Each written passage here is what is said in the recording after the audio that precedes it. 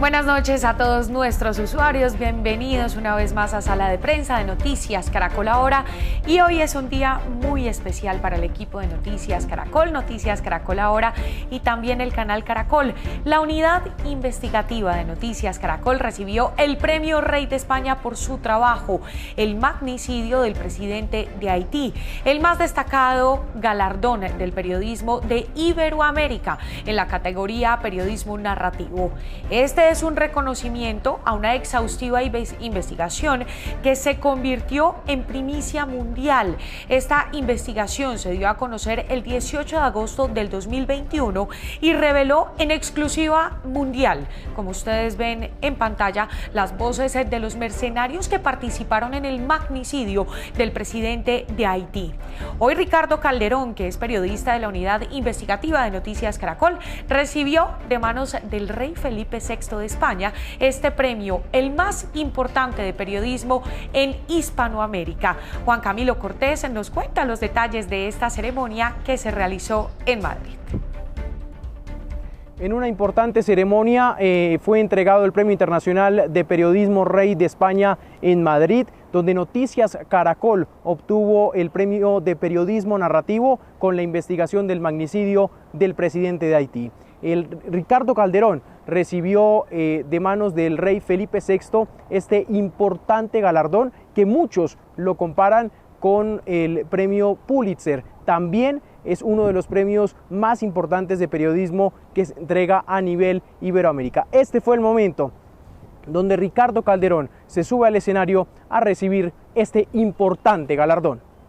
Recibe el Premio Internacional Rey de España de Periodismo Narrativo de manos de Su Majestad el Rey Ricardo Calderón Villegas.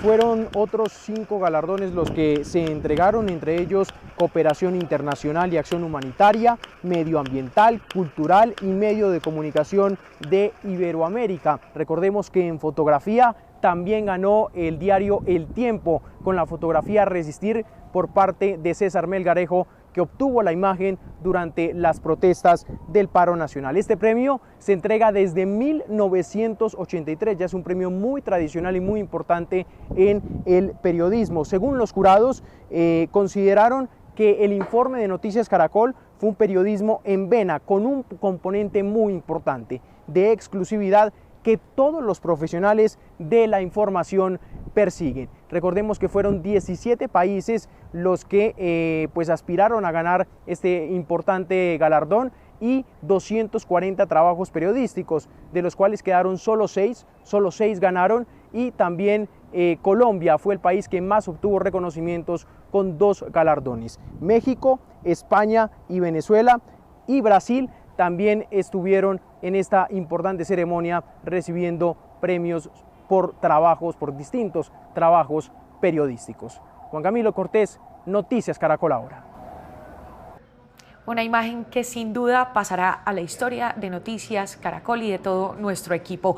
Pero el informe de la unidad investigativa de Noticias Caracol sobre el magnicidio del presidente haitiano generó revuelo en el mundo por sus revelaciones periodísticas. El Premio Rey de España, o a este premio más bien, se postularon 17 trabajos de 17 países en la categoría narrativa. Aquí les mostramos el valor de este trabajo periodístico. Noticias Caracol y su unidad investigativa liderada por Ricardo Calderón reciben el Premio Rey de España por la investigación sobre el magnicidio del presidente de Haití. Días antes del operativo del 7 de julio, Joseph Badio, exfuncionario del Ministerio de Justicia de Haití, le dio una orden al capitán Germán Rivera que marcó un punto de quiebre en la historia haitiana.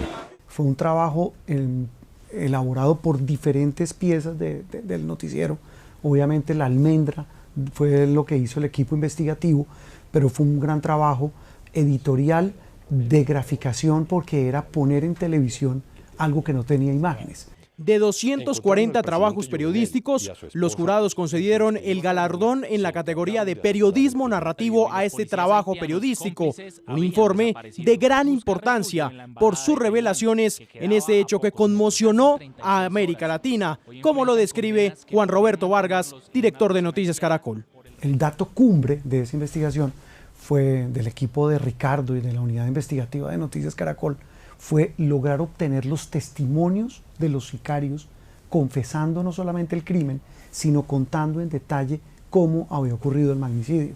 Porque hasta el día en que revelamos nosotros esas declaraciones de ellos en audio y toda la explicación, ellos habían negado, a través de sus abogados, haber cometido el crimen. Es el más importante galardón de periodismo a nivel Iberoamérica que se entrega. Un informe que contó con un gran trabajo en equipo y superando toda clase de obstáculos, como lo cuenta Ricardo Calderón, director de la unidad investigativa de Noticias Caracol. Comenzamos a buscar quiénes habían sido los compañeros de esos colombianos en el Ejército Nacional, y eso nos llevó a las primeras pistas, a tratar de ubicar a las familias de quienes podían ser estos mercenarios. Esto nos llevó obviamente a tratar de ubicar qué autoridades colombianas y extranjeras podían estar ayudando al gobierno de Haití en la investigación. Y fue un proceso relativamente demorado. Desde 1983 se entrega este importante premio a la altura de otros reconocimientos como el Pulitzer, un respaldo reconfortante al buen periodismo. Para nosotros supone una emoción muy grande, es un respaldo reconfortante al buen periodismo. Yo creo que eso es lo más importante, el poder mostrarle al mundo que en Colombia hacemos investigaciones bien hechas, hacemos periodismo. En una primera etapa nos atacaron muy fuertes, parte del gobierno colombiano también, las familias obviamente que se negaban a pensar que estos militares estuvieran involucrados en un magnicidio, ni más ni menos, pero la contundencia de las pruebas y la forma como fuimos articulando la historia en varias entregas era suficientemente contundente. El otro premio que recibió nuestro país fue para el diario El Tiempo en la categoría de fotografía. El fotógrafo César Melgarejo logró esta imagen durante las protestas. Y como un homenaje a Ricardo Calderón, Joana Álvarez y nuestro compañero Jaime Flores, y también a quienes participaron en la elaboración de esta pieza periodística, pues hoy queremos recordar esta reveladora y también valiosa investigación que le dio la vuelta al mundo. Días antes del operativo del 7 de julio, Joseph Badio, exfuncionario del Ministerio de Justicia de Haití, le dio una orden al capitán Germán Rivera que marcó un punto de quiebre en la historia haitiana. Dijo que había que matar a todos. O sea, todos son los policías, la seguridad del presidente, todo el que se encuentra dentro de la casa, que había que matar. Rivera, líder del grupo de mercenarios, a quien llamaban Mike, impartió la instrucción que también cambió el destino de los 22 exmilitares colombianos. Mike sí dijo que tocaba entrar y matar a todo el mundo, tocaba matar a todos los policías, mejor dicho, si había hasta mascota, matar la mascota, que no podría haber ningún testigo. Nos vendieron la idea de que hiciera la orden de captura, eso sí nos lo dijeron, que era orden de captura, sí, pero Mike nos dijo que tocaba sí pelar al presidente. En poder de los exmilitares fue hallada esta orden de captura ilegal con la que pretendían darle el golpe de Moise y justificar la operación. El día del ataque, el grupo de mercenarios estaba reunido en la casa de Jacques Rodolphe, alias Dodov, un mafioso de Puerto Príncipe señalado de participar en la conspiración y que habría ayudado a conseguir las armas. Pero en total, yo creo que hubo como entre 16 armas nomás. Entre 15 y 16 armas. De hecho, no todos los hombres iban con armamento. Los colombianos se repartieron en 4 equipos de 5 integrantes. El sargento Duvernay Capador supervisaría la operación dentro de la casa del presidente, en comunicación constante con el capitán Germán Rivera, que esperaría en la entrada. Hacia la 1 de la madrugada, el grupo salió en 6 carros a ejecutar la operación. Iban acompañados de los haitianos Joseph Badio y James Solange y 4 policías locales. El primer vehículo iba con los 3 policías y dos de los 20 hombres de acá, iban y llegaban a un control, a un punto donde está la policía, y ellos paraban y neutralizaban a policías que están ahí. Los primeros disparos se escuchan cuando estamos con los policías en el segundo puesto de seguridad. Como nos empezaron a disparar de la casa, nos fuimos, los muchachos se fueron caminando hacia la casa, ya no en el vehículo como estaba planeado, como unos 80 metros, una avenida angosta, muy angosta, recta. Los colombianos pasaron los 3 puntos de control tras reducir a la guardia y llegaron hasta la puerta de la residencia presidencial. Comenzamos a recibir disparos. Entonces todo el mundo se metió a unos muros y eso. Entonces en el momento, claro, yo una vez también busqué cubierta de protección. Nosotros ahí pues ellos comenzaron hubo un fuego cruzado. Pues nosotros respondíamos el fuego, obviamente, pues para tampoco dejarnos matar. En medio de la balacera, los colombianos descubrieron que el portón principal de la casa estaba abierto. Había una puertica pequeña y ahí pues con la pulidora comenzaron a tratar de brechar, ¿no? Entonces cuando yo estaba así buscando cubierta de protección, yo veo que si alguien como que se la por empujar la puerta del portón y estaba abierta. Entonces la abre y ahí comenzamos a ingresar. Los primeros grupos, entre los que iba Carmona, se encargaron de asegurar el primer piso. Ingresamos a la casa y en el primer piso cogimos a mano izquierda. A mano izquierda había como una especie como de salón, como una mesa de juntas, una mesa así grande y eso. Al fondo había un baño, le hicimos el despeje de ese baño. Descubrieron a varios policías que en lugar de enfrentarlos, se escondieron. Habían como entre 4 y 5 policías ahí dentro de esa oficina, acostados pero vivos. Ellos estaban ahí acostados así simplemente y decían, no, por favor, no, así. Entonces nosotros pues alumbrando y nosotros, bueno, así bocajo, entonces algunos compañeros, yo me quedé alumbrando ahí porque yo lo único que tenía linterna. Y otros compañeros también se quedaron ahí asegurando, otros le colocaron las esposas, tenían armamento ahí, pues fusiles, pistolas, tenían muchas cosas ahí y pues simplemente no lo utilizaron. Mientras sus compañeros aseguraban el primer piso, el Grupo Delta tenía la misión de avanzar a la segunda planta y buscar al presidente Moise. Eran los mejores soldados, quienes en Colombia habían hecho parte del Comando Especial del Ejército contra capos del narcotráfico. Lo que pasa es que ese equipo pertenecía a la compañía Delta del bloque de búsqueda en Colombia, ¿sí? Entonces, ellos eran los más experimentados. En el segundo piso encontraron 2 habitaciones. Franco y el soldado Mario Palacios fueron hacia la de la derecha, que tenía la puerta abierta, donde no había nadie. Nosotros inclusive entramos hasta el fondo y lanzamos una aturdidora al cuarto, como un baño, y entramos, revisamos, levantamos camas, hacemos el despeje normal con el Palacio Comunal. Yepes, Pineda, Romero y Capador entraron a la habitación de la izquierda, que tenía la puerta cerrada.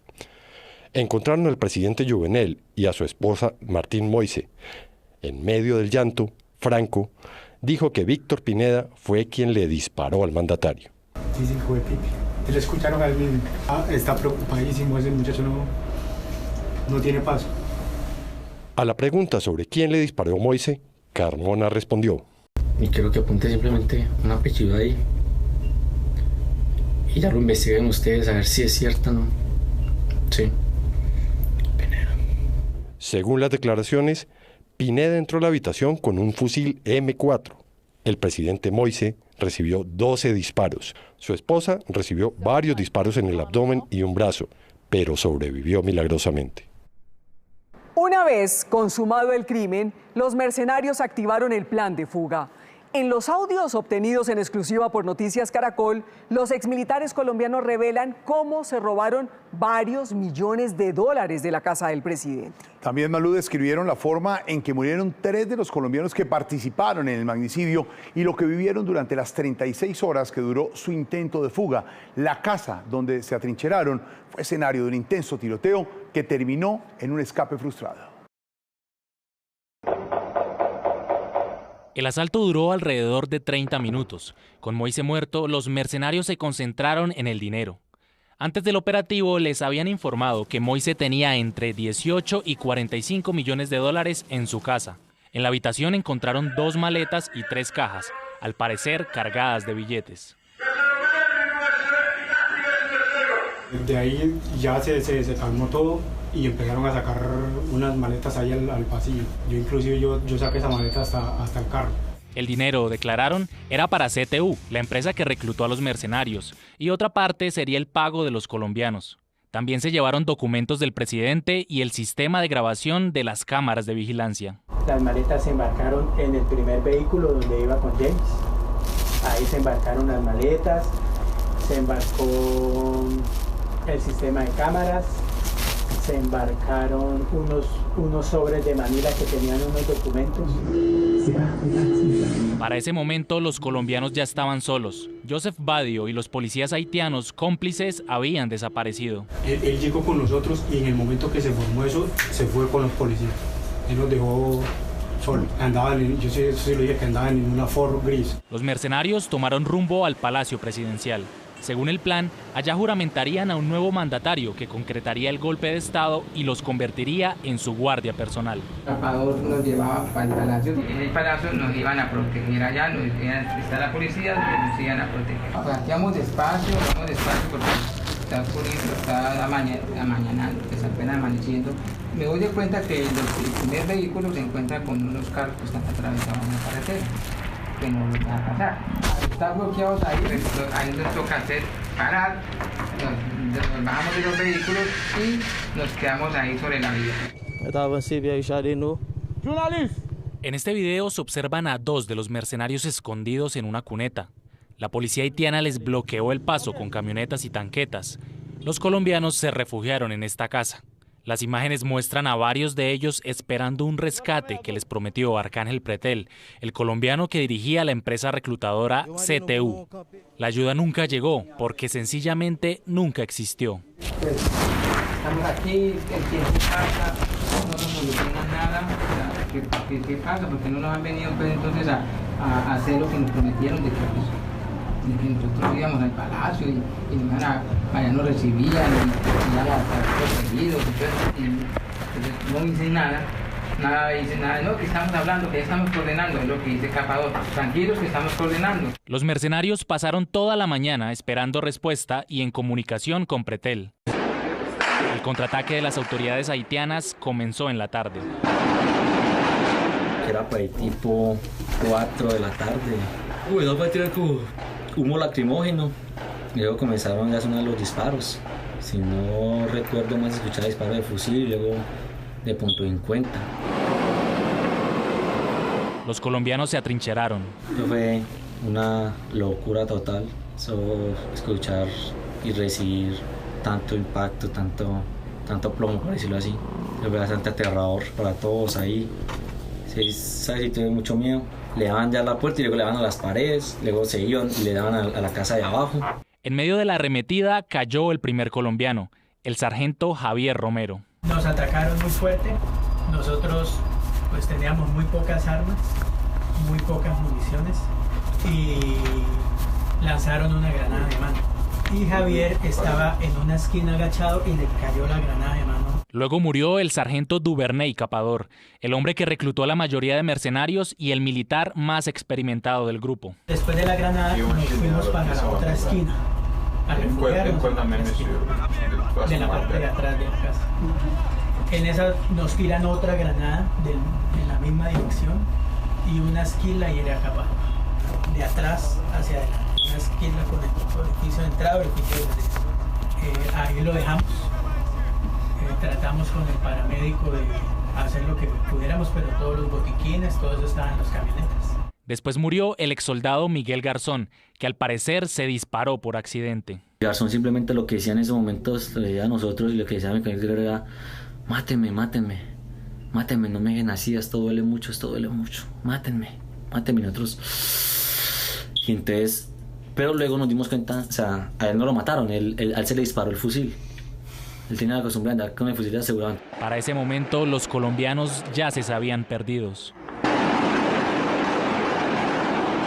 Y llegué, no, yo no quiero que me lleguen a coger. Si es así, pues, o que me maten. Y si no, pues si me van a capturar, prefiero matarme. Prefiero quitarme la vida. decía yo así. La casa en la que se refugiaron recibió una gran descarga de balas de las autoridades haitianas. En la noche, los colombianos aprovecharon la oscuridad para moverse entre muros y tejados y buscar refugio en la embajada de Taiwán, que quedaba a pocos metros. Luego entramos a la embajada, Mike nos decían, no, agarra aquí no, ellos no pueden entrar, eso es otro gobierno, esto es tal cosa. Eso aquí, aquí estamos seguros. Ya el embajador de Taiwán ya sabe que estamos acá. Pasaron la noche en la embajada de Taiwán.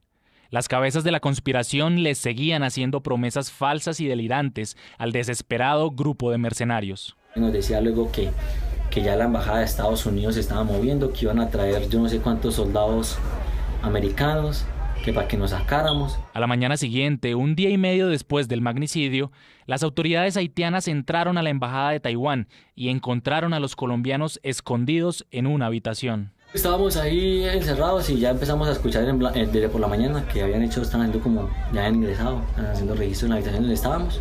Y luego a la final se metieron, ingresaron, nos capturan, ahí pues nos colocan las esposas. Los mercenarios colombianos sostuvieron la fuga durante casi 36 horas. Hoy enfrentan condenas que podrían mantenerlos en una prisión haitiana por el resto de sus vidas. Gracias por seguir con nosotros. En la última parte, las voces de los mercenarios involucrados en el crimen del presidente haitiano Jovenel Moïse, los exmilitares mencionan el papel que jugaron varios líderes políticos en el magnicidio. Hace unos minutos los escuchábamos hablar sobre la forma como ejecutaron el operativo en la casa del presidente y del fracaso de su intento de fuga que terminó en la muerte de 3 colombianos y en la captura de 18 exmilitares. En las 15 horas de grabaciones a las que tuvo acceso la unidad investigativa de Noticias Caracol, los militares retirados dan nombres propios cuando se trata de mencionar a quienes, según ellos, estarían detrás del magnicidio. Los exmilitares capturados han mencionado ante las autoridades a varios líderes y políticos como presuntos autores intelectuales del magnicidio. Detrás de la trama hay personajes, algunos ya capturados, que según los detenidos intentaban tomarse el poder de Haití. Sannon no es político, él es médico y pastor de una iglesia. Entonces en CTU le dijeron que había la posibilidad, que había que hacer un plan de gobierno para que esa fuera su propuesta en sus aspiraciones a ser presidente. Este testimonio llevó a que el médico y pastor Emmanuel Sannon, detenido por la conspiración para asesinar a Jovenel Moïse, se convirtiera en uno de los primeros sospechosos. El capitán Rivera les explicó a los demás exmilitares su supuesta misión en Haití. Sí. La primera era capturar al presidente, la segunda era llevarnos todo el sistema de cámaras y la tercera eran unas maletas de dinero. La versión de los mercenarios apunta que para conseguir sus aspiraciones presidenciales, Sannon se alió con el alto poder judicial de Haití.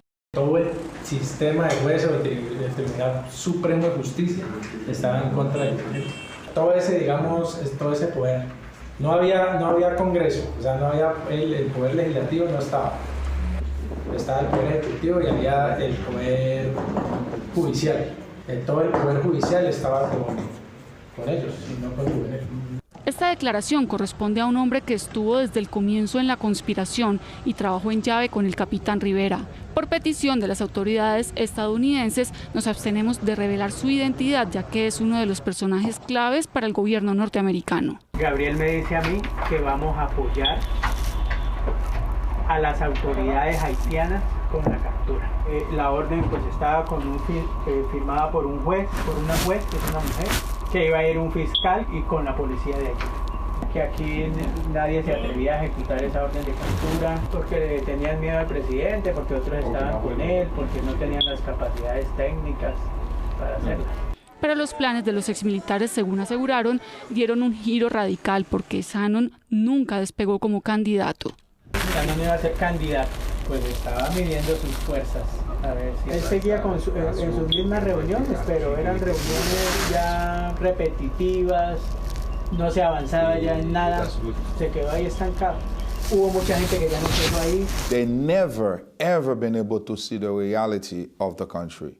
Aquí ya no va a ir el señor Sannon. Ese señor Sannon no va porque ya no tiene fuerza. Ese señor ya no va. bueno, no tiene fuerza, nadie lo va a elegir para nada. Con Shannon descartado se contempló un plan B. ¿El plan cuál era? Arrestar al presidente, irnos inicialmente para el Palacio de Gobierno y que en el Palacio de Gobierno el Diamante juraba como presidente. Allá llegaba el Diamante, se juramentaba como presidente y en 72 horas tenía que haber 400 hombres más acá. Diamante era el nombre clave con el que los militares retirados se referían a Wendell Koch, una jueza destituida por el mismo Moise en febrero de este año y que actualmente está prófuga de la justicia.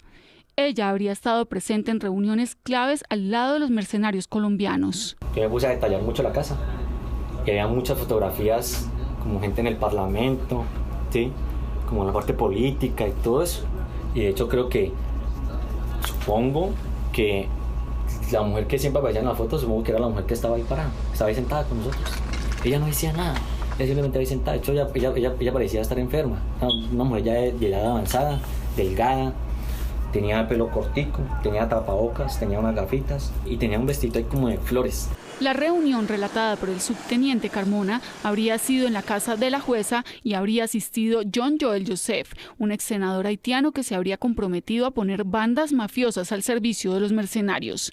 El político es conocido como Joseph Tree y está prófugo de la justicia.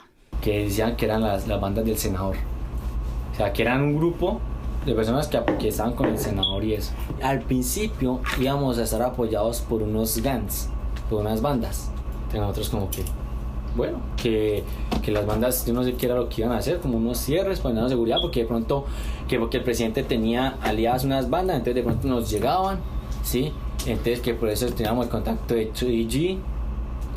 Entonces, pero al final no hicieron nada, o sea, no se involucraron en eso. Según las declaraciones, Shannon y Diamante no tenían opciones reales de llegar al poder. De hecho, el descabellado plan de posesionar a la ex jueza nunca se concretó.